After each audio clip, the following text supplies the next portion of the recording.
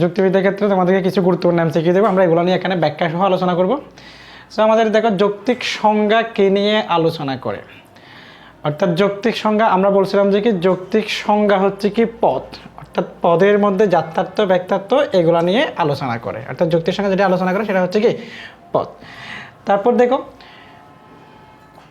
যৌক্তিক সংজ্ঞায় পদের কোন দিকটি বিশ্লেষণ করা হয়, অর্থাৎ ব্যক্তার্থ, অবান্তর লক্ষণ, জাত্যার্থ, উপলক্ষণ। আমরা বলছিলাম যে যৌক্তিক সংজ্ঞা পদের জাত্যার্থ নিয়ে আলোচনা করে, আর ব্যক্তার্থ নিয়ে যেটা আলোচনা করে সেটা হচ্ছে কি যৌক্তিক বিভাগ, আর যৌক্তিক সংজ্ঞা আলোচনা করে পদের জাত্যার্থ নিয়ে। এরপরে দেখুন সংজ্ঞা প্রদান করা হয় কার, সংজ্ঞা প্রদান করা হয় তাও পদের, কারণ কোনো পদের জাত্যার্থের সম্পূর্ণ বা সুস্পষ্ট প্রকাশিত রূপকে সংজ্ঞা বলা হয়, সুতরাং সংজ্ঞা প্রদান করা হয় পদের ক্ষেত্রে। এরপরে আমরা যাই যৌক্তিক সংজ্ঞা হলো কোনো পদের জাত্যার্থের পূর্ণ প্রকাশ, অর্থাৎ জাত্যার্থের সম্পূর্ণ প্রকাশিত রূপ হচ্ছে কি যৌক্তিক সংজ্ঞা। এরপরে দেখো পাখি হয় ডানা এবং লেজ বিশিষ্ট জীব। এখানে বাক্যটিতে কি প্রকাশিত হয়েছে, এখানে দুইটা কথা বলা হচ্ছে, একটা হচ্ছে পাখির ডানা আছে এবং পাখির লেজ আছে। এগুলা কিন্তু পাখির কি নয়, পাখির জাত্যার্থ নয়, কারণ পাখির জাত্যার্থ হচ্ছে পাখিত্ব, অর্থাৎ যেটাকে আমরা তাকে পাখি বলে চিনি সেই গুণটার নাম হচ্ছে কি জাত্যার্থ। সে লেজ এবং ডানা এগুলো হচ্ছে পাখির বর্ণনা, সুতরাং এখানে বর্ণনাটাই প্রদান করা হয়েছে। এরপরে দেখো যৌক্তিক সংজ্ঞার নিয়ম কয়টা, তাহলে যৌক্তিক সংজ্ঞার নিয়ম আমরা আগে বলছি 5টা নিয়ম আছে যৌক্তিক সংজ্ঞার ক্ষেত্রে। এরপরটাতে আমরা দেখি যৌক্তিক সংজ্ঞা সবসময় সংজ্ঞেয় সংজ্ঞার্থপদ সমান, সংজ্ঞেয় সংজ্ঞার্থপদ অসমান, অর্থাৎ এখানে হচ্ছে আমার 1 নাম্বারটা রাইট আনসার, অর্থাৎ যৌক্তিক সংজ্ঞার ক্ষেত্রে সংজ্ঞেয় পদ এবং সংজ্ঞার্থপদ দুইটাই সমান হবে, অর্থাৎ আমি যার সংজ্ঞা দিব তার ব্যক্তার্থ এবং ওই সংজ্ঞায় যাহা বলবো তার ব্যক্তার্থ দুইটাই সমান হতে হবে। তারপরে কোয়েশ্চেন আমরা যাই, উট হয় মরুভূমির জাহাজ, এখানে কোন ধরনের অনুবর্তী করেছে। এই জায়গায় দেখো উট, আমি এখানে উট কাকে বলে সেটা বলিনি, আমি উটকে জাহাজের সাথে তুলনা করলাম, অর্থাৎ মরুভূমির জাহাজের সাথে তুলনা করলাম। তাহলে এখানে তুলনা মানেই হচ্ছে কোনটা, রূপক সংজ্ঞাজনিত অনুপপত্তি। কোনো পদকে যখন আমরা কি করব অন্য কোনো কিছুর সাথে তুলনা করব তাকে বলা হয় রূপক সংজ্ঞাজনিত অনুপপত্তি। তাহলে উট হয় মরুভূমির জাহাজ, এটা রূপক সংজ্ঞাজনিত অনুপপত্তি। সিংহ হলো পশুর রাজা, এখানেও সেম, অর্থাৎ আমি সিংহকে তুলনা করছি রাজার সাথে, তো সুতরাং এখানেও হচ্ছে কি রূপক সংজ্ঞাজনিত অনুপপত্তি।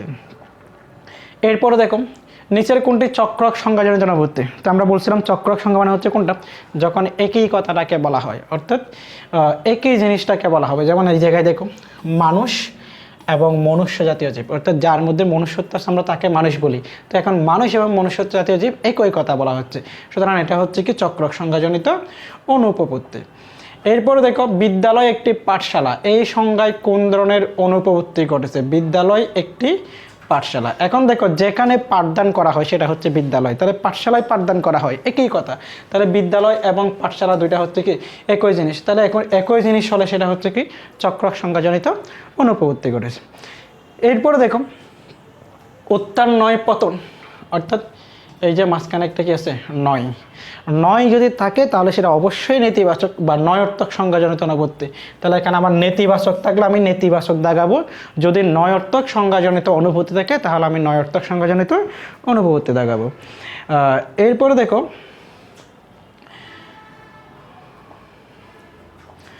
কোনটির সংজ্ঞা দেওয়া সম্ভব নয়, কোনটির কোন সংজ্ঞা, যেমন শ্রেণীবাচক পদ, স্বকীয় নামবাচক পদ, বিশিষ্ট গুণবাচক, কোনটির সংজ্ঞা দেওয়া সম্ভব, তাহলে এখানে বিশিষ্ট সংজ্ঞা সম্ভব নয়, স্বকীয় নামবাচক নয়, বিশিষ্ট গুণবাচকও নয়, তাহলে কোনটা সম্ভব, শ্রেণীবাচক পদের সম্ভব, অর্থাৎ যেগুলাকে শ্রেণীতে ভাগ করা, যেমন মানুষ, মানুষকে সৎ অসৎ তা এগুলাকে এরকম শ্রেণীর মধ্যে ভাগ করা যাবে, যেমন জীব এটাকে ভাগ করা যায়, এটা শ্রেণী, এই পদগুলোর সংজ্ঞা দেওয়া সম্ভব, বাকি এগুলার কি দেওয়া যায় না, পদ সংজ্ঞা দেওয়া যায় না। যেমন বিশিষ্ট নামবাচক আমরা বলছিলাম ঢাকা বিশ্ববিদ্যালয় লাইব্রেরি দেওয়া যাবে না, তারপরে হচ্ছে কি স্বকীয় নামবাচক পদ এগুলোর সংজ্ঞা দেওয়া যাবে না, যেমন যে কোনো ব্যক্তির নাম সাকিব আল হাসান, সাকিব খান, এগুলো কারো সংজ্ঞা দেওয়া যাবে না। আবার হচ্ছে বিশিষ্ট গুণবাচক যেমন সাদাত্ব, মিষ্টত্ব, তিক্ততা এগুলোর সংজ্ঞা দেওয়া যায় না। তারপর দেখি কোনো পদের জাত্যার্থ হচ্ছে সেই পদের জাত্যার্থ অলওয়েজ গুণের দিক, জাত্যার্থ সবসময় গুণের দিকে আলোচনা করা হয়। সংখ্যা এবং গুণ এই দুটো একসাথে আছে, সেজন্য এটা হবে না, শুধুমাত্র 2 নাম্বারটা এখানে আনসার হবে, অর্থাৎ জাত্যার্থ সবসময় কি গুণের দিক। এরপরে কোয়েশ্চেন আমরা দেখি সংজ্ঞা প্রদানের সহজতম উপায়, অর্থাৎ সংজ্ঞা প্রদানের জন্য আমার কোন জিনিসটা দরকার। তাহলে সংজ্ঞা প্রদানের জন্য আমার তিনটা জিনিস উল্লেখ করতে হবে। একটা হচ্ছে কি আসন্নতম জাতি, বিবোধক লক্ষণ এবং জাত্যার্থ। এই তিনটা জিনিসই উল্লেখ করলে তাহলে সংজ্ঞাটা পাওয়া যাবে। এরপরে দেখি আমরা সংজ্ঞা এবং বর্ণনার পার্থক্যের ক্ষেত্রে। তাহলে এখানে সংজ্ঞা এবং বর্ণনার ক্ষেত্রে নিয়মের পার্থক্য আছে, পদ্ধতিরও পার্থক্য আছে এবং অনুপপত্তির ক্ষেত্রেও পার্থক্য আছে। তাহলে এখন সংজ্ঞা এবং নিয়মের ক্ষেত্রে আমরা কি রাইট আনসার হচ্ছে কটা? তিনটা, অর্থাৎ সংজ্ঞা, পদ্ধতি, নিয়ম এবং অনুপপত্তি তিনটারই কাছে পার্থক্য পরিলক্ষিত হয়। এরপর আমরা দেখি পরমতম জাতির সংজ্ঞা দেওয়া যায় না কেন? পরমতম জাতির সংজ্ঞা দেওয়া যায় না কারণ এটা হচ্ছে সর্বোচ্চতম জাতি, অর্থাৎ এর চেয়ে কি আর অন্য কোনো জাতি নাই। একটা হচ্ছে একে অন্য জাতির অন্তর্ভুক্ত করা যায় না, অর্থাৎ 1 এবং 2 হচ্ছে আমার রাইট আনসার। 1 এবং 2 হচ্ছে রাইট আনসার, এগুলো কারণে এটা কি দেওয়া যায় না? সংজ্ঞা দেওয়া যাবে না। এরপরে দেখো একটা উদ্দীপকে আমরা দেখি সাজেককে উপস্থাপন করতে গিয়ে মানিক স্যার বললেন সাজেক খুব সুন্দর একটি স্থান, এটি বর্ষাকালে অসাধারণ হয়ে ওঠে, তখন অনেক পর্যটক এখানে ভিড় করেন। সাজেক হলো মেঘ ও পাহাড়ের এক মিতালি। উদ্দীপকে সাজেককে উপস্থাপনের ক্ষেত্রে আশ্রয় নেওয়া হয়েছে কোনটার? তাহলে এখানে যা বলা হয়েছে সবগুলো হচ্ছে কি বর্ণনা, কারণ এখানে দেখো সাজেককে একটা দর্শনীয় স্থানের সাথে তুলনা করা হয়েছে, তারপর সেটা কখন অসাধারণ হয়ে ওঠে, কোন ঋতুতে তার সৌন্দর্য বৃদ্ধি পায় এবং কখন পর্যটকেরা যায়, অর্থাৎ এটা হচ্ছে সাজেক সম্পর্কে একটা বর্ণনা দেওয়া হয়েছে। এরপরে দেখো উদ্দীপকে উল্লেখিত স্থান থেকে সুস্পষ্ট উপস্থাপনের ক্ষেত্রে সীমাবদ্ধ কি, অর্থাৎ সীমাবদ্ধতা কোনটা? এই যে এই ইয়েটাকে উপস্থাপনের ক্ষেত্রে এখানে আমরা কি আসন্নতম জাতির ক্ষেত্রে এটা সীমাবদ্ধ, বিবোধক লক্ষণ হচ্ছে কি এখানে সীমাবদ্ধ, অর্থাৎ 1 এবং 2 এই দুইটা জিনিস হচ্ছে কি আমার সীমাবদ্ধতা। এরপরে আমরা দেখি যৌক্তিক বিভাগ, অর্থাৎ আমরা দ্বিতীয় অধ্যায়ে চলে আসলাম। দ্বিতীয় অধ্যায় হচ্ছে যৌক্তিক বিভাগ। তাহলে যৌক্তিক বিভাগ হচ্ছে কোন ধরনের প্রক্রিয়া? তাহলে যৌক্তিক বিভাগ একটা মানসিক প্রক্রিয়া। যৌক্তিক বিভাগ হচ্ছে কি এক ধরনের কি মানসিক প্রক্রিয়া, অর্থাৎ এই জিনিসটা ভাগটা কী করতে আমাদের মনে মনে করতে হয়, সেজন্য এটাকে কী বলা হয়? এক ধরনের মানসিক প্রক্রিয়া বলা হয়। এরপরে দেখো যৌক্তিক বিভাগ কোন ধরনের পদের ক্ষেত্রে প্রযোজ্য? তাহলে যৌক্তিক বিভাগ কোন ধরনের পদ? অবশ্যই জাতিবাচক পদ, কারণ আমরা যৌক্তিক বিভাগের সংজ্ঞা বলছি কি কোনো জাতিবাচক পদকে একটা নির্দিষ্ট মূলনীতির মাধ্যমে তার অন্তর্গত উপজাতিতে ভাগ করা, এই ভাগ করার নামে হচ্ছে যৌক্তিক বিভাগ। সুতরাং এটা হচ্ছে কি অবশ্যই জাতিবাচক পদের ক্ষেত্রে প্রযোজ্য হয়ে থাকে। এরপর আমরা দেখি অঙ্গগত বিভাগ করতে কোনটা? অঙ্গগত বিভাগ, অর্থাৎ কোনো একটা কিছুকে তার অঙ্গ প্রত্যঙ্গে ভাগ করার নামে হচ্ছে কি অঙ্গগত বিভাগ জনিত অনুপপত্তি। আর গুণ অনুযায়ী ভাগ করলে সেটা হচ্ছে গুণগত, অঙ্গ অনুযায়ী ভাগ করলে সেটা হচ্ছে কি অঙ্গগত। এরপরে কোয়েশ্চেন দেখো একই সময়ে একাধিক মূলনীতির ভিত্তিতে কোনো জাতিকে বিভক্ত করা হলো, অর্থাৎ আমরা বলছি যৌক্তিক সংজ্ঞা সবসময় একটা মূলনীতিকে ভাগ করতে হবে, একের অধিক মূলনীতিকে ভাগ করা যাবে না। যদি করি সেটা হচ্ছে কি সংকর বিভাগজনিত অনুপপত্তি, অর্থাৎ এখানে নাম্বার 1 হচ্ছে কি রাইট আনসার, অর্থাৎ সংকর বিভাগজনিত অনুপপত্তি, এটা হচ্ছে কি সঠিক উত্তর। এরপরে দেখি গায়ের রঙের ভিত্তিতে মানুষকে সাদা মানুষ কালো মানুষে ভাগ করলে যে অনুপপত্তি ঘটবে। এখন দেখো গায়ের রঙের ভিত্তিতে মানুষকে সাদা মানুষ এবং কি কালো মানুষ, তাহলে এটা হচ্ছে কি সেম জিনিস না, সাদা মানুষ এবং কি কালো মানুষ, কারণ মানুষের মধ্যে দেখো অব্যাপক, অর্থাৎ শুধুমাত্র কি নয় আমি মানুষকে ভাগ করতেছি, এখানে এই যে মানুষকে ভাগ করতেছে একটা হচ্ছে সাদা মানুষ, একটা হচ্ছে কি কালো মানুষ। এখন সাদা কালো ছাড়া মানুষ আরও আছে, অর্থাৎ সেই জন্য এটা হচ্ছে কি কম বিভাগ করা হয়, এটা হচ্ছে কি অব্যাপক, অর্থাৎ এই দুইটা সাদা মানুষ এবং কালো মানুষ দুইটা যোগ করলে সকল মানুষকে পাওয়া যায় না, তো সেই জন্য এটা হচ্ছে কি অব্যাপক বিভাগজনিত অনুপপত্তি। এরপরে দেখো যৌক্তিক বিভাগে বিভাজ্য জাতির ব্যক্তত্ব, বিভক্ত উপজাতিগুলোর ব্যক্তত্ব কেমন হবে? এইটা আমার একেবারে নিয়ম, অর্থাৎ একটা যৌক্তিক নিয়ম, এটা সবসময় কি হতে হবে? সমান হতে হবে। যৌক্তিক বিভাগের ক্ষেত্রে বিভাজ্য উপজাতির ব্যক্তত্ব, বিভক্ত উপজাতির ব্যক্তত্ব পরস্পর সমান হতে হবে। এটা আমার যৌক্তিক সংখ্যা সম্ভবত 3 নাম্বার কি 4 নাম্বার নিয়মের মধ্যে আছে। সো এখন দেখো অর্থাৎ এগুলো কী হতে হবে? সমান হতে হবে। যেমন ওই যে বললাম আমি এর আগে মানুষকে যখন আমি ভাগ করব তাহলে কি সৎ মানুষ অসৎ মানুষ এই দুটাকে যোগ করলে আমি সকল মানুষ পাবো, অর্থাৎ এটা সবসময় সমান হতে হবে। দেন আমরা আসি এরপরে ডিকটমি শব্দের অর্থ কী? ডিকটমি এটা একটা শব্দ, অর্থাৎ একটা হচ্ছে ডিকা আর একটা হচ্ছে ট্যামনো, এই দুইটা শব্দ থেকে আসছে। এই ডিকটমি শব্দের অর্থ হচ্ছে কী করা? 2 ভাগে ভাগ করা, সমান 2 ভাগে ভাগ করা, একটা ল্যাটিন শব্দ। এরপর আমরা দেখি ডিকটমি শব্দটির উৎপত্তি হচ্ছে কোথা থেকে? এই যে ডিকা, DICHA, আবার দেখো এই জিনিসটা দেখাও না, DICCA না, DICHA, এই শব্দ থেকে আসছে ডিকটমি শব্দের উৎপত্তি, গ্রিক শব্দ এটা একটা। তারপর দেখো এরপর আমরা যাই দ্বিকোটিক বিভাগে একটি জাতিকে কয়টা উপজাতিতে ভাগ করা হয়? দুইটা উপজাতিতে ভাগ করা হয়। কারণ দ্বিকোটিক বিভাগের মধ্যে আমরা বললাম অর্থাৎ সৎ অসৎ, বাংলাদেশি অবাংলাদেশি, তারপর হচ্ছে কি সবুজ অসবুজ, সবসময় দুইটা উপজাতির মধ্যে কী করা হয়? ভাগ করা হয়, মানুষ এবং অমানুষ। এরপরে দেখি আমরা দ্বিকোটিক বিভাগের প্রবর্তককে, অর্থাৎ দ্বিকোটিক বিভাগের প্রবর্তক মানে হচ্ছে দ্বিকোটিক বিভাগ সম্পর্কে সর্বপ্রথম কে ধারণা দিয়েছেন? এটা হচ্ছে কি জেরেমি বেন্থাম। জেরেমি বেন্থাম একজন গ্রিক দার্শনিক, তিনি দ্বিকোটিক বিভাগ সম্পর্কে ধারণা দিয়েছেন। এরপরে দেখো কোন বিষয়টির যৌক্তিক বিভাগ সম্ভব নয়, অর্থাৎ কোনটাকে আমরা ভাগ করতে পারি না, যৌক্তিক বিভাগ সম্ভব নয়। যেমন এখানে অপরতম, দেখো এই যে এটা হচ্ছে পরমতম জাতি, অর্থাৎ সর্বোচ্চ জাতি। একটা জিনিস মাথায় রাখিও, সর্বোচ্চ জাতির সংজ্ঞা দেওয়া যায় না, অর্থাৎ যৌক্তিক সংজ্ঞা দেওয়া যায় না, কিন্তু ভাগ করা যায়। আর এটা হচ্ছে কি অপরতম উপজাতি। এই অপরতম উপজাতির আরেকটা প্রতিশব্দ আছে, এটা হচ্ছে ক্ষুদ্রতম উপজাতি বলা হয়। অপরতম মানে হচ্ছে ক্ষুদ্রতম, তো সুতরাং এই যে ক্ষুদ্রতম উপজাতিকে ভাগ করা যায় না, অর্থাৎ অপরতম। সো একটু পড়ার সময় খেয়াল রাখতে হবে, যেমন পরমতম না অপরতম। আর অপরতম মানে হচ্ছে কি ক্ষুদ্রতম, এই জিনিসটা খেয়াল রাখতে হবে। এখানে ক্ষুদ্রতম দিতে পারে, অপরতম দিতে পারে। দেন এরপরে দেখো নিম্নের কোন পদটিকে যৌক্তিকভাবে বিভাজন করা যায়, অর্থাৎ যেটাকে আমরা কী করতে পারি? ভাগ করতে পারি। তাহলে এখানে দেখো এই যে আনন্দ, এটা ভাগ করা যায় না। সত্যবাদিত, এইটা গুণ, ভাগ করা যায় না। বেদনা, এইটাকে কী করা যায় না? ভাগ করা যায় না, কারণ এগুলো হচ্ছে কি মনের অনুভূতি, আর এটা হচ্ছে গুণ, এগুলোকে ভাগ করা যায় না। তাহলে আমরা ভাগ করতে পারি কোনটাকে? এই যে একমাত্র জাতিবাচক পদ, সেটা হচ্ছে কি মানুষ, এটাকে কী করা যায়? ভাগ করা যায়। সুতরাং এখানে রাইট আনসার হচ্ছে কোনটা? মানুষ। এরপর আমরা দেখি পরমতম জাতি, অর্থাৎ পরমতম, কিছুক্ষণ আগে বললাম পরমতম মানে হচ্ছে সর্বোচ্চ জাতি, আর অপরতম মানে হচ্ছে কি ক্ষুদ্রতম উপজাতি। তাহলে এখানে পরমতম জাতি হচ্ছে কি বৃহত্তম জাতি। পরমতম হচ্ছে কি বৃহত্তম জাতি।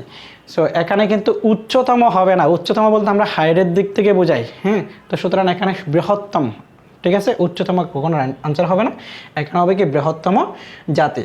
তারপর দেখো যৌক্তিক বিভাগ বিশ্লেষণ করে, তাহলে যৌক্তিক বিভাগ কী কী নিয়ে বিশ্লেষণ করে? যৌক্তিক বিভাগ কী করে? পদের জাত্যার্থ, পদের অর্থ, পদের ব্যক্তার্থ। তাহলে এখানে যৌক্তিক বিভাগ পদের ব্যক্তার্থ নিয়ে কী করে? বিশ্লেষণ করে। কারণ আমরা আগেই বলেছি যে কি যৌক্তিক বিভাগ আলোচনা করে ব্যক্তার্থ নিয়ে, আর যৌক্তিক সংজ্ঞা আলোচনা করে জাত্যার্থ নিয়ে। তারপরে দেখো এরপরে কোশ্চেন আমরা আসি যৌক্তিক বিভাগের প্রথম নিয়ম লঙ্ঘন করলে কোন অনুপপত্তি ঘটে?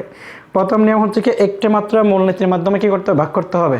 তাহলে যদি প্রথম নিয়ম লঙ্ঘন করে দুইটা অনুপপত্তি পাওয়া যায়, একটা হচ্ছে গুণগত, একটা হচ্ছে কি অঙ্গগত। অর্থাৎ কোনো ব্যক্তিকে আমরা ভাগ করলে, অর্থাৎ জাতি বা শ্রেণীবাচক পদকে ভাগ করতে হবে। প্রথম নিয়মটা ছিল কি জাতি বা শ্রেণীবাচক পদকে ভাগ করতে হবে। এটা যদি আমরা ভাগ করি তাহলে দুইটা কি হয়? ভুল হয়। একটা হচ্ছে অঙ্গগত, একটা হচ্ছে কি গুণগত। অর্থাৎ জাতিকে যখন আমরা অঙ্গ অনুসারে ব্যক্তিকে যদি ভাগ করি, যেমন মানুষকে ভাগ বা করিম রহিম এগুলোকে ভাগ করলে তাহলে তার হাত পা নাক এগুলো পাওয়া যাবে, আর গুণ অনুসারে ভাগ করলে তার গুণগুলো পাওয়া যাবে, সত্যবাদী কিনা, মিথ্যাবাদী কিনা, তারপর হচ্ছে কি কৌতুক প্রিয় কিনা, কোলাহল প্রিয় কিনা, এই জিনিসগুলো পাওয়া যাবে। সো এখানে হচ্ছে 1 এবং 2 হচ্ছে রাইট আনসার। এখন দেখো যৌক্তিক বিভাগের প্রথম নিয়ম লঙ্ঘন করলে কোন নিয়ম পাওয়া যাবে? তাহলে এখানে হচ্ছে কি অঙ্গগত এবং গুণগত, এটা হচ্ছে সঠিক উত্তর। অঙ্গগত এবং গুণগত এই দুইটা হচ্ছে কি সঠিক উত্তর। এরপরে দেখো দ্বিকোটিক বিভাগ কোন ধরনের প্রক্রিয়া? তাহলে দ্বিকোটিক বিভাগ এটা একটা আকারগত প্রক্রিয়া, অর্থাৎ এটাকে কী করা যায়? আকার অনুসারে ভাগ করা যায়। আরেকটা হচ্ছে দ্বিকোটিক বিভাগ, এটা যথাযথ প্রক্রিয়া। তারপর হচ্ছে দ্বিকোটিক বিভাগ একটা বাস্তব জ্ঞানহীন প্রক্রিয়া, কারণ দ্বিকোটিক বিভাগ ভাগ করার জন্য কোনো বাস্তব জ্ঞান লাগে না। এটা হচ্ছে কি আমরা বলি যে একটা শিশু সুলভ বিভাজন, অর্থাৎ ছোটো বাচ্চা কী করতে ভাগ করতে পারে। যখন আমরা ছোটোবেলায় ওই যে বিপরীত শব্দ শিখতাম, আমরা প্রত্যেকটার আগে অ বসা দিতাম, অসল সসল। তো এরকম হচ্ছে কি বাংলাদেশি অবাংলাদেশি, এটা দ্বিকোটিক বিভাগ বাস্তব জ্ঞান লাগে না। সুতরাং এখানে 3টাই সঠিক উত্তর, এখানে 3টাই কী হবে? সঠিক উত্তর হবে। এরপর দেখো দ্বিকোটিক বিভাগে অনুসন্ধান না করলে চলে, অর্থাৎ কোন জিনিসটা এখানে অনুসন্ধান করতে হয় না দ্বিকোটিক বিভাগের ক্ষেত্রে। তাহলে এখন আমরা বলতে পারি কোন জিনিসটা অনুসন্ধান করতে হয় না দ্বিকোটিক বিভাগের ক্ষেত্রে। সো দ্বিকোটিক বিভাগ অনুসন্ধান না করলে চলে কোনটা? এই যে বস্তুগত দিক, বস্তুগত দিকটা অনুসন্ধান না করলেও চলে। দ্বিকোটিক বিভাগের ক্ষেত্রে বস্তুগত দিকটা অনুসন্ধান না করলেও চলে। এরপর দেখো দ্বিকোটিক বিভাগ আমরা একটা দেখি, উদ্দীপক মৌলি বাজার থেকে কিছু ফল কিনে এনে সেগুলোকে বর্ণ গন্ধ স্বাদ অনুসারে ভাগ করলো। তো এখন মৌলিক যৌক্তিক বিভাগের ক্ষেত্রে একই সময় কয়টি মূলনীতির ভিত্তিতে ফলগুলোকে ভাগ করলো, তাহলে আমার এখানে বলাই আছে দেখো বর্ণ, গন্ধ এবং স্বাদ। তাহলে কয়টা মূলনীতি? 3টা মূলনীতি অনুসারে ভাগ করছে। তাহলে এখানে কয়টা মূলনীতি? তাহলে 3টা মূলনীতি। তাহলে আমার 3 কোন জায়গায় আছে সেটা হচ্ছে কি হবে সঠিক উত্তর হবে, অর্থাৎ আমার খ নম্বরটা হচ্ছে কি রাইট আনসার। এরপরে দেখো মৌলিক ফলগুলোকে ভাগ করার কারণে যে অনুপপত্তি ঘটেছে, এখন আমরা পেয়েছিলাম 3টা মূলনীতি, তাহলে 3টা মূলনীতি মানে হচ্ছে কয়টা? একের অধিক হয়ে গেছে। সো একের অধিক মূলনীতি হলে আমরা কোনটাকে বলছিলাম? সংকর বিভাগজনিত অনুপপত্তি। একের অধিক মূলনীতি মানে হচ্ছে কি সংকর বিভাগজনিত অনুপপত্তি ঘটেছে। এরপরে দেখো আরোহ কি, অর্থাৎ আরোহ অনুমানটা কি? আরোহ অনুমান হচ্ছে কি বিশেষ থেকে সার্বিকে গমন করা, বিশেষ থেকে সার্বিকে গমন করা, এটা হচ্ছে কি আরোহ অনুমান। আর এই যে সার্বিক থেকে সার্বিক এবং সার্বিক থেকে বিশেষ, এই দুইটা হচ্ছে কি অবরোহ অনুমান, এই দুইটা হচ্ছে কি অবরোহ অনুমান। আর বিশেষ থেকে বিশেষ হলে সেটা হচ্ছে কি আরো, বিশেষ থেকে সার্বিক হচ্ছে কি আরোহ অনুমান, সার্বিক থেকে সার্বিক এবং সার্বিক থেকে বিশেষ হচ্ছে কি অবরোহ অনুমান। তারপরে দেখো ইন্ট্রোডাকশন টু লজিক, এই গ্রন্থটা কার লেখা? এটা হচ্ছে কি আই.এম. কফির লেখা একটা বই, ইন্ট্রোডাকশন টু লজিক। আরেকটা বই আছে অ্যান ইন্ট্রোডাকশন টু লজিক, ওইটা হচ্ছে জোসেফের লেখা বই। অ্যান ইন্ট্রোডাকশন টু লজিক হচ্ছে জোসেফের লেখা, আর ইন্ট্রোডাকশন টু লজিক হচ্ছে কার লেখা বই? ইন্ট্রোডাকশন টু লজিক আমরা হচ্ছে কি আই.এম. কফি অর্থাৎ আরবিং কফির লেখা বই। তারপরে হচ্ছে কি জন স্টুয়ার্ট মিলের একটা বই আছে, জন স্টুয়ার্ট মিলের বইটার নাম হচ্ছে কি আমরা বলছিলাম এ সিস্টেম অফ লজিক। তারপর দেখি আমরা এর পরেরটাতে আরোহের সিদ্ধান্ত একটি, অর্থাৎ আরোহের সিদ্ধান্ত কোন ধরনের বাক্য হয়? তাহলে আরোহের সিদ্ধান্ত সবসময় সার্বিক যুক্তি বাক্য, আরোহের সিদ্ধান্ত সার্বিক সংশ্লেষক যুক্তি বাক্য হয়। অর্থাৎ আমি একটা জায়গায় ক্লিয়ার করে, এখানে সংশ্লেষক কথাটা মানে হচ্ছে কি সংশ্লেষক মানে হচ্ছে যাত্রার্থকে বাদ দিয়ে যখন নতুন কোনো গুণ নিয়ে আলোচনা করা হয় তাকে বলা হয় সংশ্লেষক যুক্তি বাক্য। যেমন মানুষ হয় মরণশীল, এখানে মানুষের যাত্রার্থ জীববৃত্তি বুদ্ধিবৃত্তির কথা বলা হয়নি, মরণশীলের কথা বলা হয়েছে, এটা হচ্ছে সংশ্লেষক। আর যখন মানুষের যাত্রাত্বকে প্রকাশ করা হয় সেটা হচ্ছে কি বিশ্লেষক যুক্তিবাক্য। সো আরোহ অনুমান অবরোহ অনুমান দুইটার যুক্তিবাক্য সংশ্লেষক যুক্তিবাক্য হয় এবং সেটা সার্বিক যুক্তিবাক্য হয়ে থাকে। এরপরে দেখো আরোহকে প্রকৃত এবং অপ্রকৃত এই দুই ভাগে কে ভাগ করেছেন? যেমন জন স্টুয়ার্ট মিলে ভাগ করেছেন আরোহকে প্রকৃত এবং অপ্রকৃত এই দুই ভাগে, জন স্টুয়ার্ট মিলে ভাগ করেছেন আরোহকে। এরপরে দেখো আরোহমূলক লম্পন কি, অর্থাৎ লম্পন শব্দের অর্থটা কি? আগে লম্পন শব্দ হচ্ছে লাভ দিয়ে চলে আসা, অর্থাৎ আমি কোন একটা জিনিসকে দেখলাম, 2টা বা 3টা দেখলাম, দেখার পরে সমগ্র বিষয় সম্পর্কে বলার নামই হচ্ছে কি আরোহমূলক লম্প। যেমন আমরা বলি জবা হয় সুন্দর, বেলি হয় সুন্দর, গোলাপ হয় সুন্দর, সুতরাং সকল ফুল হয় সুন্দর। তো এটাকে বলা হচ্ছে কি আরোহমূলক লম্প। তো এখানে আরোহমূলক লম্প মানে হচ্ছে কি জানা বিষয়ের উপর ভিত্তি করে অজানা বিষয় সম্পর্কে কি করা জ্ঞান অর্জন করা, অর্থাৎ জানা থেকে অজানায় উত্তরণ, জানা থেকে অজানায় উত্তরণ নাম হচ্ছে কি আরোহমূলক লম্প। অর্থাৎ জানা বিষয় থেকে এখানে জানা বিষয় থেকে অজানায় উত্তরণ বিষয়টা হচ্ছে কি আরোহমূলক লম্প। কারণ এখানে বলা হচ্ছে জানা থেকে জানাই না, জানা থেকে জানাই এটা হবে না, অর্থাৎ জানা থেকে কি হবে অজানায় উত্তরণ, জানা থেকে অজানায় উত্তরণ, এটাকে বলা হচ্ছে কি আরোহমূলক লম্প। এরপরে দেখো 43 নম্বর কোয়েশ্চেন, আরোহের অন্তঃসার বা মূল বৈশিষ্ট্য কোনটা? অর্থাৎ আরোহের মূল বৈশিষ্ট্য বা তাকে আরোহের প্রাণ বলা হয়, সেটা হচ্ছে কি আরোহমূলক লম্প, যেটাকে আমরা কি বলি আরোহের প্রাণ বা আরোহের মূল বৈশিষ্ট্য বলি। এরপর আমরা সেই পরের কোয়েশ্চেনে, সেটা হচ্ছে প্রকৃত আরোহ কত প্রকার? প্রকৃত আরোহ হচ্ছে কত প্রকার? 3 প্রকার। কারণ আমরা বলেছিলাম আরোহ 2 প্রকার, একটা প্রকৃত একটা অপ্রকৃত। প্রকৃত আরোহ আবার 3 প্রকার, বৈজ্ঞানিক অবৈজ্ঞানিক সাদৃশ্য। অপ্রকৃত আরোহ আবার 3 প্রকার, ঘটনা সংযোজন, পূর্ণাঙ্গ এবং যুক্তিসম্মূলক আরোহ। সো এখানে প্রকৃত আরোহ 3 প্রকার হবে, অপ্রকৃত হোক প্রকৃত হোক দুইটাই হচ্ছে কত প্রকার? 3 প্রকার। বৈজ্ঞানিক আরোহের সিদ্ধান্ত কিরূপ হয়? এখানে যখন বৈজ্ঞানিক আরোহ উল্লেখ থাকবে তার সিদ্ধান্ত কি হবে? সবসময় বৈজ্ঞানিক আরোহের সিদ্ধান্তটা হবে কি সার্বিক সিদ্ধান্ত। বৈজ্ঞানিক আরোহের সিদ্ধান্ত হচ্ছে কি সার্বিক সিদ্ধান্ত। আর যদি অবৈজ্ঞানিক আরোহ থাকে তার সিদ্ধান্ত কি হবে? সম্ভাব্য হবে। অবৈজ্ঞানিক আরোহ থাকলে তার সিদ্ধান্ত সম্ভাব্য হয়, বৈজ্ঞানিক আরোহ হলে তার সিদ্ধান্ত সবসময় কি হবে? সার্বিক সিদ্ধান্তটাই হবে বৈজ্ঞানিক আরোহের ক্ষেত্রে। এরপরে দেখো অবৈজ্ঞানিক আরোহে অনুপস্থিত থাকে। অবৈজ্ঞানিক আরোহে কোন জিনিসটা অনুপস্থিত থাকে? কারণ আমরা এর আগে বলছিলাম অবৈজ্ঞানিক আরোহ কাকে বলা হয়? যার মাঝে কি নাই, কার্যকারণ নিয়ম নাই এবং প্রকৃতির নিয়মানুবর্তিতার নীতি আছে। তাহলে এখানে আমার কার্যকারণ নিয়ম কোন জায়গায় আছে? অর্থাৎ অবৈজ্ঞানিক আরোহে কার্যকারণ সম্পর্ক থাকে না, সুতরাং এই জিনিসটা কি থাকে? অনুপস্থিত থাকে কার্যকারণ নিয়ম। এরপর দেখো বৈজ্ঞানিক এবং অবৈজ্ঞানিক আরোহের মধ্যে পার্থক্যতা অধিক। অর্থাৎ বৈজ্ঞানিক এবং অবৈজ্ঞানিক আরোহের মধ্যে কোন জিনিসটাতে কি থাকে? পার্থক্য থাকে। সেম জিনিস, কার্যকারণ নিয়ম, এই দুটার মধ্যে পার্থক্য থাকে, কারণ বাকিগুলো কি আছে? দুইটার মধ্যে আছে। এরপরে দেখো সাদৃশ্য অনুমান কত প্রকার?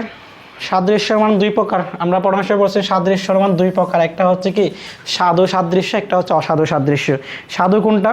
যেখানে হচ্ছে কি প্রাসঙ্গিক বিষয়গুলোতে মিল খোঁজা হয় সেটা হচ্ছে কি সাধু, এবং যেখানে অপ্রাসঙ্গিক বিষয়গুলোতে মিল খোঁজা হয় সেটা হচ্ছে কি অসাধু। যেমন ওই যে রবীন্দ্রনাথ সমান ছাগল যদি আমরা বলি, কারণ রবীন্দ্রনাথ দাঁড়িয়ে আছে, ছাগলের দাঁড়িয়ে আছে, তো সুতরাং এই দুটো হচ্ছে অপ্রাসঙ্গিক বিষয়, তো এটা হচ্ছে কি অসাধু সাদৃশ্য। যেমন মানুষের প্রাণ আছে, গাছেরও প্রাণ আছে, এটা হচ্ছে প্রাসঙ্গিক বিষয়, তো এটা হচ্ছে কি সাধু সাদৃশ্য। তো সাদৃশ্য অনুমান হচ্ছে কি মোট দুই প্রকার। এরপরে কোশ্চেন আমরা যাই, অসাধু সাদৃশ্য অনুমানের সিদ্ধান্ত গ্রহণ করা হয় কোন জাতীয় সিদ্ধান্তের সাদৃশ্যের ভিত্তিতে? অর্থাৎ অপ্রাসঙ্গিক বিষয়, দ্যাট মিনস অমৌলিক বিষয়গুলোর উপর ভিত্তি করে অসাধু সাদৃশ্য অনুমান সম্পর্কে কী করা হয়? সিদ্ধান্ত নেওয়া হয়ে থাকে। এরপরে দেখো কোনটি অপকৃত আরোহ? অর্থাৎ অপকৃত আমরা তিন প্রকার বলছিলাম, ঘটনা সংযোজন, পূর্ণাঙ্গ, যুক্তিসাম্যমূলক। তাহলে আমরা কোনটা দেখি কোথায় আছে? এই যে ঘটনা সংযোজন, এটাই হচ্ছে কি অপকৃত আরোহ, বাকি তিনটাই হচ্ছে কি প্রকৃত আরোহ। এরপর আমরা যাই, সেটা হচ্ছে কি প্রকৃত আরোহ কোনটা? অর্থাৎ প্রকৃত আরোহ আমরা তিন প্রকার বলছিলাম, ওই যে এর আগে কোয়েশ্চেন দেখালাম প্রকৃত আরোহ তিনটা, যেমন এই যে অবৈজ্ঞানিক, সাদৃশ্য অনুমান, এই দুইটা হচ্ছে প্রকৃত আরোহ, আর যুক্তিসাম্য এটা হচ্ছে কি অপকৃত আরোহ। তো সুতরাং এখানে রাইট আনসার হবে কোনটা? প্রকৃত আরোহ হচ্ছে কি 2 এবং 3, 2 এবং 3। এরপরে আমরা দেখি প্রকৃত আরোহে যেই পদ্ধতিতে সিদ্ধান্ত পরিপূর্ণভাবে নিশ্চিত হয়, অর্থাৎ সিদ্ধান্ত পরিপূর্ণভাবে নিশ্চিত করা হয় প্রকৃত আরোহের যে পদ্ধতির সিদ্ধান্ত পরিপূর্ণভাবে নিশ্চিত হয় প্রকৃত আরোহের ক্ষেত্রে, তো এটা হচ্ছে কোনটা? বৈজ্ঞানিক আরোহের ক্ষেত্রে পরিপূর্ণভাবে নিশ্চিত হয়। কারণ সাদৃশ্য অনুমানে নিশ্চিত হয় না, কারণ সাদৃশ্য অনুমান হচ্ছে কি কতিপয় বিষয়ের মিল থাকলে নেওয়া হয়, সেটা কখনো কি হয় না, সত্য হয় না। আরেকটা হচ্ছে কি অবৈজ্ঞানিক আরোহ, এখানে সিদ্ধান্ত যেটা সবসময় সেটা সম্ভাব্য হবে। যেমন যতক্ষণ আমরা যদি বলি যে কি সকল কাক হয় কালো, যতক্ষণ পর্যন্ত আমি সাদা কাক দেখি নাই ততক্ষণ পর্যন্ত আমার বক্তব্যটা সঠিক থাকবে। যেদিন সাদা কাক দেখবে তখন সেটা কী হয়ে যাবে? মিথ্যা হয়ে যাবে। সেটা এটা হচ্ছে কি আপেক্ষিক বা সম্ভাব্য সত্য। এরপরে প্রশ্ন আমরা যাই, অবৈজ্ঞানিক আরোহ স্থাপন করে। তাহলে অবৈজ্ঞানিক আরোহ কী স্থাপন করে? এই যে আমরা বলছিলাম এর আগে অবৈজ্ঞানিক আরোহ কি কি স্থাপন করে, যেমন বলছিলাম যে কি আরোহমূলক বাক্যগুলো কি হয়? সংশ্লেষক যুক্তি বাক্য হয়, এবং এটা একটা সার্বিক যুক্তি বাক্য হয়, সেজন্য অবৈজ্ঞানিকের সংশ্লেষক বাক্য এবং কি সার্বিক বাক্য। কারণ বিশ্লেষক বাক্য হয় না, আরোহ অবরোহ দুইটাই হচ্ছে কি সংশ্লেষক এবং সংশ্লেষক যুক্তি বাক্য। এরপরে দেখো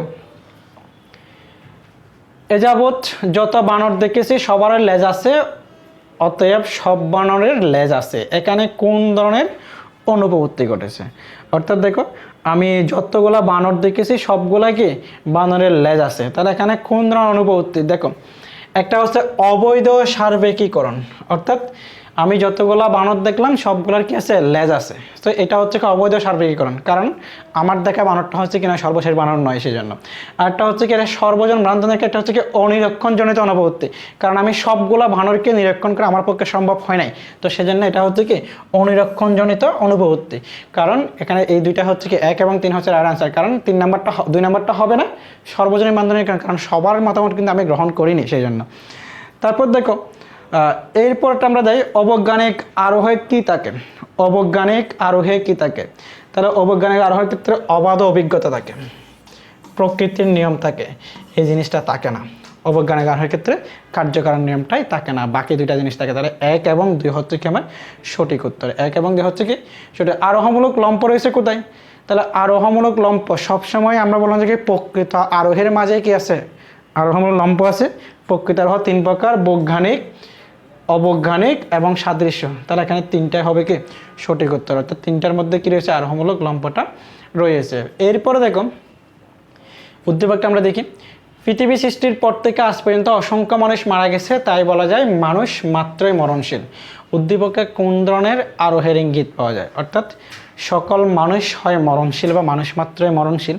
তো আমরা বললাম যে কি মানুষের যে মৃত্যু, এই যে মানুষ যে মারা গেছে তার পিছনে কোনো একটা কারণ আছে, অর্থাৎ কোনো না কোনো কারণে মানুষটা কি যায় মারা যায়, অর্থাৎ এখানে কার্যকারণ নিয়ম আছে। আরেকটা হচ্ছে মানুষের এই মৃত্যুর আমরা কি দেখলাম প্রকৃতির মাঝেই অবলোকন করি, তাহলে এখানে প্রকৃতির নিয়মও আছে। তাহলে এখানে রাইট আনসার কোনটা হবে? বৈজ্ঞানিক আরোহ। এখানে রাইট আনসার হচ্ছে কোনটা? বৈজ্ঞানিক আরোহ। এটা হচ্ছে কি সঠিক উত্তর। এরপরে দেখি আমরা উদ্দীপকের মানুষ মাত্রই মরণশীল এই কথাটির ভিত্তি কি? মানুষ মাত্রই মরণশীল এই কথাটির ভিত্তি হচ্ছে কি? অর্থাৎ কার্যকারণ নিয়ম। কারণ মানুষের মৃত্যুর পিছনে কি থাকে? কার্য এবং কারণ আছে, অর্থাৎ প্রত্যেকটা মৃত্যুর পিছনে একটা কি থাকে? কারণ থাকে। এরপর দেখো আরেকটা উদ্দীপক দেখি আমরা। জামাল এবং কামাল দুই বন্ধু। জামাল বলল, আমি এই পর্যন্ত যত মেয়ে দেখেছি তারা সবাই শিশুর মতো সহজ সরল হয়। আর প্রতি উত্তরে কামাল বলল, আমি তোমার সাথে একমত নই, আমি দেখেছি অনেক মেয়ে বুদ্ধিমতী এবং চালাক হয়। জামাল কোন ধরনের আরোহের নির্দেশ করেছেন? অর্থাৎ জামালের আরোহ হচ্ছে কোন ধরনের? দেখো এটা হচ্ছে কি অবৈজ্ঞানিক আরোহ। কারণ এটা হচ্ছে জাস্ট প্রকৃতির মাঝে হচ্ছে কি সে দেখে সিদ্ধান্ত নিয়েছে। তো কারণ এই যে যত মেয়ে দেখেছে তার সবাই হচ্ছে শিশুর মতো আচরণ করে, এটার মধ্যে কোনো কি নাই সহজ সরল এইগুলার বা শিশুর মতো আচরণ করে, এটার পেছনে কোনো কারণ থাকে না। তো সেজন্য এটা হচ্ছে কি অবৈজ্ঞানিক আরোহ, কারণ এটা প্রকৃতির মাঝে আমরা অবলোকন করি।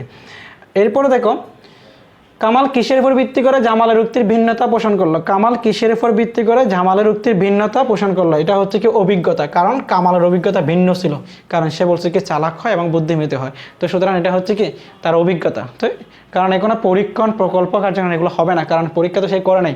কারণ পরীক্ষা হচ্ছে ব্যক্তির নিজস্ব একটা পরিবেশে নিয়ে করতে হয়। সেটা হচ্ছে কি অভিজ্ঞতা, অর্থাৎ এক প্রকারের নিরীক্ষণ আমরা বলতে পারি। এরপরে দেখো আরেকটা উদ্দীপক। সুজন তার বন্ধু রবিনকে বলল, পৃথিবীতে মাটি এবং বায়ু থাকার এখানে মানুষ একত্রে বসবাস করে। মঙ্গল গ্রহে মাটি পানি বায়ু আছে, তাই মঙ্গল গ্রহ মানুষ বসবাস করতে পারে।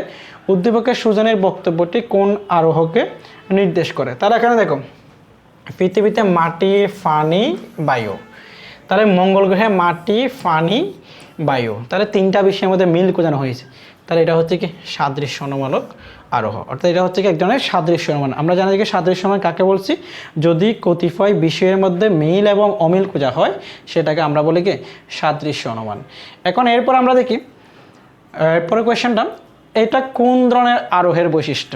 অর্থাৎ সাদৃশ্যমূলক অনুমানটা কোন ধরনের আরোহের বৈশিষ্ট্য? তাহলে এখানে দেখো সাদৃশ্যমূলক এখানে সম্ভাব্য সিদ্ধান্ত হয়, অপর্যাপ্ত সাদৃশ্য, তারপর হচ্ছে সাদৃশ্য ভিত্তিক অনুমান। কারণ এখানে শুধু মাটি পানি বায়ু তিনটার মধ্যে মিল খোঁজা হয়েছে, বাকিগুলোতে খোঁজা হয়নি, তো সেই জন্য অপর্যাপ্ত। তারপর হচ্ছে কি সিদ্ধান্ত হচ্ছে সম্ভাব্য, থাকতে পারে নাও থাকতে পারে। আবার হচ্ছে এটা সাদৃশ্য, অর্থাৎ মিলের উপর ভিত্তি করে এই জিনিসটা নেওয়া হয়েছে। তাহলে এখানে তিনটাই সঠিক উত্তর হবে আমার, অর্থাৎ এখানে তিনটাই হচ্ছে কি রাইট আনসার। এরপর আমরা দেখি পরের প্রশ্নে, এই ধরনের আরোহের বৈশিষ্ট্য কি? অর্থাৎ সাদৃশ্যের বৈশিষ্ট্য, তাহলে আমরা তিনটাই বললাম এখানে। এরপরটা দেখো প্রকল্প কথাটির অর্থ কী? অর্থাৎ প্রকল্প আনুমানিক ধারণা। আমরা কোনো একটা কাজ করতে গেলে একটা আনুমানিক ধারণা করি, কোনো একটা কাজ করতে গেলে যে আনুমানিক বা মনে মনে যে ধারণাটা করা হয় সেটাকে বলা হচ্ছে কি প্রকল্প, যা আমরা বলে হাইপোথিসিস বলি ইংলিশে। প্রকল্পের ইংলিশ হচ্ছে হাইপোথিসিস। এরপরে দেখো প্রকল্প শব্দটির ইংরেজি, এই যে দেখো পরের কোয়েশ্চেন আসলো, প্রকল্প শব্দের ইংরেজি হচ্ছে কি হাইপোথিসিস। সো প্রকল্প কথাটা হচ্ছে কি অর্থাৎ আনুমানিক ধারণা, তার ইংলিশ হচ্ছে কি হাইপোথিসিস। এরপরে দেখো হাইপোথিসিস শব্দের অর্থ কি? হাইপোথিসিস শব্দের অর্থ সেম, এই যে এর আগে যে বললাম আনুমানিক ধারণা। হাইপোথিসিস শব্দের অর্থ হচ্ছে কি আনুমানিক ধারণা। তারপর দেখো প্রকল্পের মূল কাজ কি? অর্থাৎ আমরা যে কোনো একটা কারণ বা কোনো একটা বিষয়কে ব্যাখ্যা করতে গিয়ে আমরা যে প্রকল্প করি, প্রকল্পের কাজটা হচ্ছে কি করা, যে বিষয়টাকে আমরা চিন্তা করতেছি বা গবেষণা করতে চাই বা সিদ্ধান্ত নিতে চাই সেই বিষয়ের কার্যকারণ সম্পর্কটা নির্ণয় করা হচ্ছে কি প্রকল্পের কাজ। সুতরাং প্রকল্পের কাজ হচ্ছে কি করা, কার্যকরণ সম্পর্কটাকে নির্ণয় করা।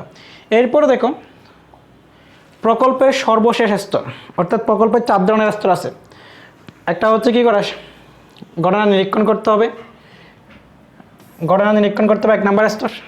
প্রকল্প প্রণয়ন করতে হবে 2 নম্বর স্তর। 3 নম্বর স্তর হচ্ছে কি সেটাকে কি করতে হবে, সিদ্ধান্ত গ্রহণ করতে হবে। 4 নম্বর স্তর হচ্ছে কি যেটা প্রকল্প প্রণয়ন করব সেটাকে কি করতে হবে, যাচাই করতে হবে। সুতরাং এই যে যাচাইকরণ এটা হচ্ছে কি প্রকল্পের 4র্থ স্তর, যাচাইকরণ হচ্ছে কি প্রকল্পের চতুর্থ স্তর। এরপরে দেখো প্রকল্পের প্রধান শর্ত কি, অর্থাৎ একটা প্রকল্প বৈধ হওয়ার জন্য কিছু শর্তের দরকার হয়। তাহলে যে প্রকল্পটা আমরা প্রণয়ন করব তার একটা প্রধান শর্ত অবশ্যই থাকতে হবে, সেটা হচ্ছে কি যাচাই যোগ্যতা। অর্থাৎ যাচাই করা যায় না এমন বিষয়ের উপর কী করা যাবে না, প্রকল্প প্রণয়ন করা যাবে না। যেমন ওই যে বিশাল ষাঁড়ের উপর হচ্ছে পৃথিবীটা, তাহলে ষাঁড় নড়াচড়া করলে পৃথিবী কী হয়, কেঁপে ওঠে বা ভূমিকম্প হয়, এটা আমরা কী করতে পারি না, যাচাই করতে পারি না।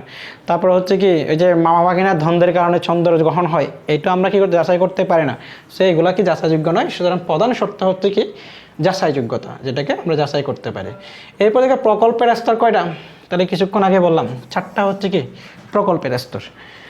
তারপর দেখো প্রকল্পের শর্ত, অর্থাৎ প্রকল্প আমরা যেই জিনিসটা প্রকল্প করব সেটা শর্তটা কী হবে, অর্থাৎ যে কোনো বিষয় সম্পর্কে বা ঘটনা সম্পর্কে আমরা জানার জন্য প্রকল্প প্রণয়ন করি সেটা অবশ্যই সুনির্দিষ্ট হতে হবে। কারণ এখানে বাকিগুলো দেখো অপ্রাসঙ্গিক হলে চলবে না।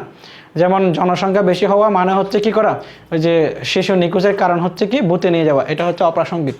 তারপর হচ্ছে স্ববিরোধী, সারা রাত ঘুমিয়েছি সকালবেলা গেলে পরীক্ষা দিতে গেলাম এ প্লাস পেয়ে গেছে, এটা স্ববিরোধী, কারণ না পড়লে এ প্লাস পাওয়া যায় না। দেন আরেকটা কথা হচ্ছে বাস্তবহীন, যেটা বাস্তবে কোনো অস্তিত্ব নাই, এটাও কি হয় না, প্রকল্প হয় না, সেজন্য সুনির্দিষ্ট, এটা হচ্ছে কি প্রকল্পের শর্ত।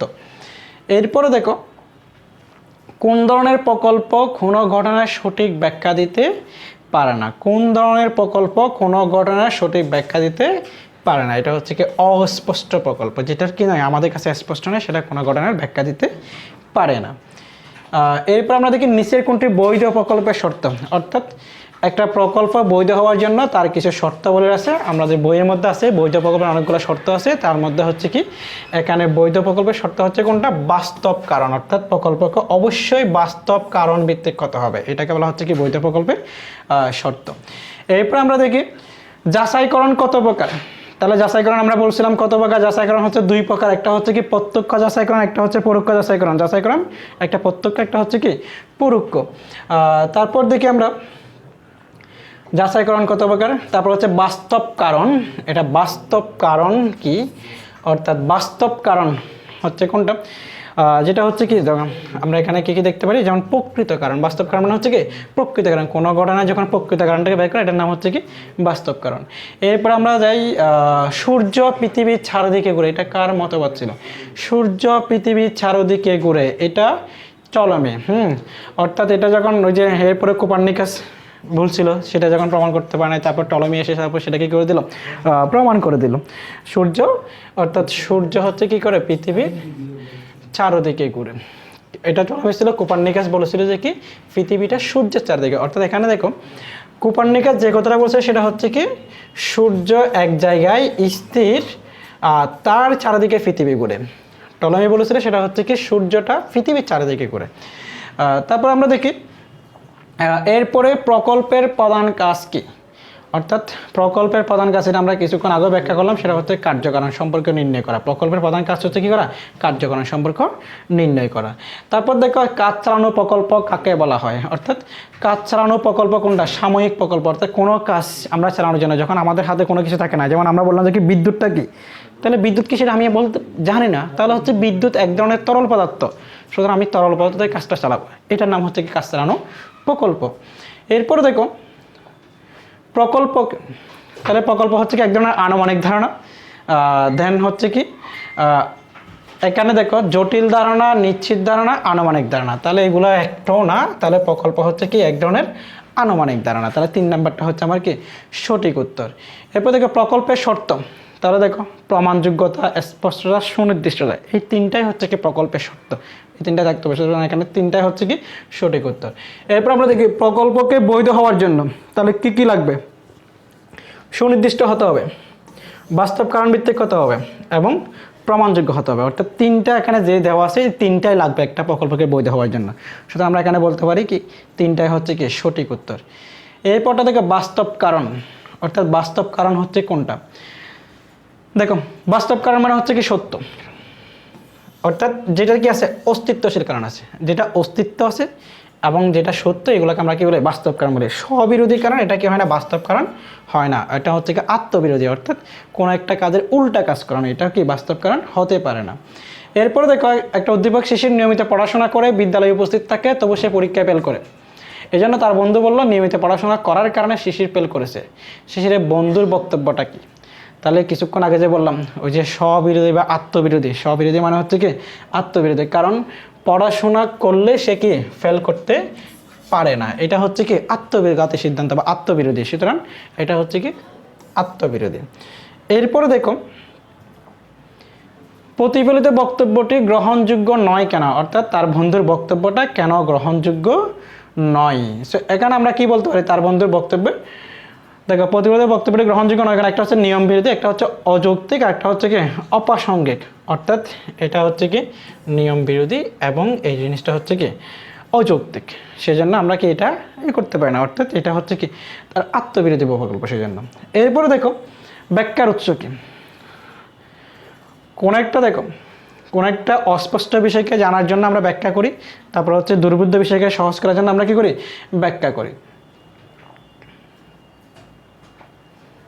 এখন দেখো ব্যাখ্যার উৎস হচ্ছে কি মানুষের কৌতূহল, কারণ দিন দিন মানুষের কি যে অজানাকে জানার জন্য যে ইচ্ছা বা কৌতূহল থাকে সেটার জন্য মানুষ কি করে ব্যাখ্যাটা ব্যবহার করে, তাহলে ব্যাখ্যার এটা হচ্ছে কি কৌতূহল, মানুষের কৌতূহলে কী করা নিবৃত্তি করা। এরপর দেখো কোনো জটিল অস্পষ্ট দুর্বোধ্য বিষয়কে সহজ এবং স্পষ্ট করাকে কী বলা হয় ব্যাখ্যা বলা হয়। এই যে কিছুক্ষণ আগে বললাম এগুলা হচ্ছে দেখো জটিলকে সহজ করবে, অস্পষ্ট স্পষ্ট করবে, দুর্বোধ্যকে সহজ করবে, এগুলোর নাম হচ্ছে কি ব্যাখ্যা। এরপরে কোয়েশ্চেন আমরা যাই, ব্যাখ্যার ইংরেজি প্রতিশব্দ এক্সপ্লেনেশন কোন শব্দ থেকে আসছে, এক্সপ্লেনারি শব্দ থেকে আসছে। ব্যাখ্যার ইংরেজি প্রতিশব্দ হচ্ছে কোনটা থেকে আসছে এক্সপ্লেনারি, এই শব্দ থেকে আসছে, এটা একটা ল্যাটিন শব্দ, এক্সপ্লেনারি শব্দ থেকে আসছে। এরপরে দেখো কোনটি জটিল বিষয়কে সহজ করে ব্যাখ্যা, জটিল বিষয়কে সহজ করে সেটা হচ্ছে কি ব্যাখ্যা। এরপরে দেখো মানব মনের জিজ্ঞাসার নিবৃত্তিকে কি বলা হয়, মানব মনের নির্বিচার অর্থাৎ জিজ্ঞাসার নিবৃত্তিকে কি বলা হয় ব্যাখ্যা বলা হয়। যেখানে ব্যক্তি কোনো কিছুকে জানতে চায় বা তার জানার একটা আগ্রহ থাকে সেটাকে পরিপূর্ণ করে, সেটা হচ্ছে কি ব্যাখ্যা। এরপরে দেখো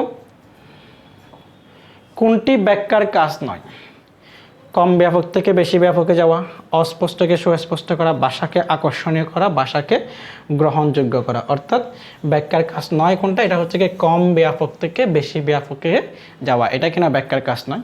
ব্যাখ্যা এই যে অস্পষ্টকে সুস্পষ্ট করে, ভাষাকে আকর্ষণীয় করে এবং ভাষাকে কি করে গ্রহণযোগ্য করে, এই তিনটা কাজে হচ্ছে ব্যাখ্যা করে থাকে। তারপর দেখো ব্যাখ্যা কত প্রকার, অর্থাৎ এখানে হচ্ছে কি ব্যাখ্যা কত প্রকার, ব্যাখ্যা হচ্ছে দুই প্রকার, একটা হচ্ছে লৌকিক ব্যাখ্যা, একটা হচ্ছে বৈজ্ঞানিক ব্যাখ্যা, একটা হচ্ছে লৌকিক ব্যাখ্যা, একটা হচ্ছে কি বৈজ্ঞানিক ব্যাখ্যা। এরপরে দেখো লৌকিক ব্যাখ্যার ভিত্তি কি, অর্থাৎ লৌকিক ব্যাখ্যা কোন ধরনের বিষয় নিয়ে আলোচনা করে, এটা হচ্ছে সাধারণ বিশ্বাস, অর্থাৎ প্রত্যেকটা সাধারণ মানুষের বিশ্বাসটাকে নিয়ে কি করে লৌকিক ব্যাখ্যা আলোচনা করে, ব্যক্তি তার নিজের ভিত্তি করে মনের উপর ভিত্তি করে ব্যাখ্যাটা দিয়ে থাকে লৌকিক ব্যাখ্যাটা, এখানে কোনো বৈজ্ঞানিক ভিত্তি থাকে না। তারপরে দেখুন কোনটি চন্দ্রগ্রহণের বৈজ্ঞানিক ব্যাখ্যা, অর্থাৎ চন্দ্রগ্রহণটা কখন হয় সেটা হচ্ছে কি, অর্থাৎ যেমন দেখো আমরা বললাম যে লৌকিক ক্ষেত্রে কি হয় চন্দ্রগ্রহণ হয়, অর্থাৎ লৌকিক ব্যাখ্যা হচ্ছে কি মামা বাগিনা পয়সার জন্য কি করে চন্দ্রগ্রহণ দৈত্য কি করে গ্রহণ করে, তাহলে এখানে দেখো পৃথিবীর উপর ছায়া চাঁদের, পৃথিবীর ছায়া চাঁদের উপর পড়লো, অর্থাৎ চাঁদ সূর্য পৃথিবীলা এক রেখায় মিলিত হলে সেখানে কি হয় চন্দ্রগ্রহণটা হয়ে থাকে, এটা হচ্ছে কি বৈজ্ঞানিক ব্যাখ্যা। এরপর দেখো লৌকিক ব্যাখ্যায় কোন বৈশিষ্ট্য অনুপস্থিত থাকে, লৌকিক ব্যাখ্যায় কার্যকরণ নিয়ম এই জিনিসটা অনুপস্থিত থাকে, কারণ আমরা যেই ঘটনাকে ব্যাখ্যা করি তার কোনো কার্যকরণ নিয়ম থাকে না। লৌকিক ব্যাখ্যা হচ্ছে মানুষের প্রথাগত নির্ভর এবং কুসংস্কারের উপর ভিত্তি থাকে এবং অতি প্রাকৃতিক শক্তির উপর ভিত্তি করে মানুষ এই কথাগুলো বলে থাকে। এরপরে দেখো বৈজ্ঞানিক ব্যাখ্যার ভিত্তিমূলক কাজ করে কোনটি, অর্থাৎ বৈজ্ঞানিক ব্যাখ্যার জন্য কোন জিনিসটা, একটা হচ্ছে কি তথ্য এবং উপাত্ত, প্রত্যেকটা বৈজ্ঞানিক ব্যাখ্যাকে থাকে তথ্য এবং উপাত্ত থাকে, কারণ বৈজ্ঞানিক ব্যাখ্যা এই যে সংযুক্তি বা তথ্যপাত্র এগুলো না থাকলে সেটা কী করা যায় না ব্যাখ্যা করা যায় না। এরপরে দেখো বৈজ্ঞানিক ব্যাখ্যার রূপ কয়টা, বৈজ্ঞানিক ব্যাখ্যার তিন ধরনের রূপ আছে, এই আমরা বলছিলাম শৃঙ্খলযোজন করা, শৃঙ্খলা, তারপর হচ্ছে কি অন্তর্ভুক্তিকরণ, এই তিনটা হচ্ছে কি বৈজ্ঞানিক ব্যাখ্যার রূপ, তিনটাই কি আছে রূপ আছে বৈজ্ঞানিক ব্যাখ্যার ক্ষেত্রে। এরপরে দেখো বৈজ্ঞানিক ব্যাখ্যার রূপ কোনটি, এই যে অন্তর্ভুক্তিকরণ, এটা হচ্ছে কি বৈজ্ঞানিক ব্যাখ্যার রূপ, কারণ বৃহৎ নিয়মের মাধ্যমে আমরা কি করি ছোট নিয়মগুলোকে অন্তর্ভুক্ত করে থাকি। তারপর দেখো বৈজ্ঞানিক ব্যাখ্যাকরণ হচ্ছে কি, বৈজ্ঞানিক ব্যাখ্যাকরণ কোনো ঘটনার কারণ আবিষ্কার করা, অন্য ঘটনার সাথে সাদৃশ্য বা মিল খুঁজে বের করা, অল্প ব্যাপক নিয়মকে অধিক ব্যাপক নিয়মের অন্তর্ভুক্ত করা। তাহলে এখানে তিনটাই হচ্ছে কি সঠিক, কারণ এই তিনটা বিষয় নিয়ে কী করে বৈজ্ঞানিক ব্যাখ্যা আলোচনা করে। তারপর দেখো আমাদের বৃষ্টিপাতে মানুষের সমৃদ্ধি, এটাকে কি বলা হয়? অর্থাৎ এই যে বৈজ্ঞানিক ব্যাখ্যার তিনটা, একটা হচ্ছে বিশ্লেষণ, একটা হচ্ছে শৃঙ্খলাযোজন, একটা হচ্ছে কি অন্তর্ভুক্তিকরণ। তাহলে এখন দেখো বৃষ্টিপাতে মানুষের সমৃদ্ধি, এই যে এই জিনিসটা অর্থাৎ কখন মানুষের সমৃদ্ধি হবে। যেমন যে বৃষ্টিপাতে মানুষের সমৃদ্ধি, যেমন দেখো যদি ভালো বৃষ্টি হয় তাহলে জমিটা উর্বর হবে, আর যদি জমি উর্বর হয় তাহলে মানুষের ফসলটা ভালো হবে, আর যদি ফসলটা ভালো হয় তাহলে মানুষের জীবনে সমৃদ্ধিটা আসবে। অর্থাৎ এখানে দেখো ভালো বৃষ্টি হলে কি হয়, জমি উর্বর হবে, জমি উর্বর হলে ফসল ভালো হবে, ফসল ভালো হলে মানুষের জীবনে কি আসবে, সমৃদ্ধি আসবে। তাহলে এটার মাঝখানে অনেকগুলা বিষয় কাজ করে, সেজন্য এটাকে বলা হয় যে কি বৈজ্ঞানিক ব্যাখ্যার এই রূপটাকে কি বলা হচ্ছে, দেখো শৃঙ্খলা যোজন। অর্থাৎ এটাকে বলা হচ্ছে কি শৃঙ্খলা যোজন। এটাকে করি আমরা একটা শৃঙ্খলের মাধ্যমে নিয়ে আসি, এটাকে বলা হচ্ছে কি শৃঙ্খলা যোজন। যেমন আমরা ওই যে ইয়ার ক্ষেত্রে সিকিউর ক্ষেত্রে বলেছিলাম, সেটা হচ্ছে কি নৌকার কার্য বা মিশ্র কার্য, এখানে হচ্ছে সেম। এরপর আমরা দেখি একটা উদ্দীপক, মেডিকেল কলেজের ছাত্রী রুজি কঙ্কাল দেখে পড়াশোনা করেন, অন্ধকার রাতে দাদি রুজির রুমে গিয়ে দেখেন আলো, তিনি তখন জিন জিন বলে চিৎকার করে দিলে সবাই জেগে ওঠে। রুজি বলে আসলে কঙ্কালের গায়ে যে ফসফরাস আছে অন্ধকার অক্সিজেনের সাথে মিশে জ্বলে উঠেছে, কারণ কঙ্কাল দিনের বেলা আলো শোষণ করে, রাতে তা ছেড়ে দেয়। তাহলে রুজির দাদির বক্তব্যে কোন ব্যাখ্যা ফুটে উঠেছে? তাহলে সেটা হচ্ছে কি লৌকিক ব্যাখ্যা, কারণ ওই যে জিনের কোনো কি নাই, অর্থাৎ আমরা এখানে কি জিন বা ভূত এগুলার কিন্তু বাস্তব বস্তুতে আমরা দিতে পারি না, সেজন্য এটা কি হচ্ছে লৌকিক ব্যাখ্যা, এটা কোনো কিনা বৈজ্ঞানিক ভিত্তি নাই। এরপরে দেখো আমাদের লাস্ট, রুজি এবং দাদির বক্তব্যের মিল হচ্ছে, দেখো উভয়ে কি করছিল, অর্থাৎ রুজি এবং দাদির বক্তব্য উভয়ে তাদের গণনার ব্যাখ্যা দান করেন, অর্থাৎ গণনার ব্যাখ্যাটা দিতে চেয়েছিল। এবং দেখো বিশেষ উদ্দেশ্য নিহিত, প্রত্যেকের ইয়ার মধ্যে কি আছে, গণনার মধ্যে একটা বিশেষ উদ্দেশ্য আছে। সুতরাং এখানে সঠিক উত্তর হবে কোনটা, 1 এবং 2, 1 এবং 2। তাহলে রুজি এবং দাদির বক্তব্যের মিলটা হচ্ছে কোথায়, 1 এবং 2, অর্থাৎ হচ্ছে গণনার ব্যাখ্যা দান করা, তারপর হচ্ছে কি বিশেষ উদ্দেশ্য নিহিত হওয়া। সো আজকে আমাদের যে এই ছিল আমাদের 100টা নৈর্ব্যক্তিক।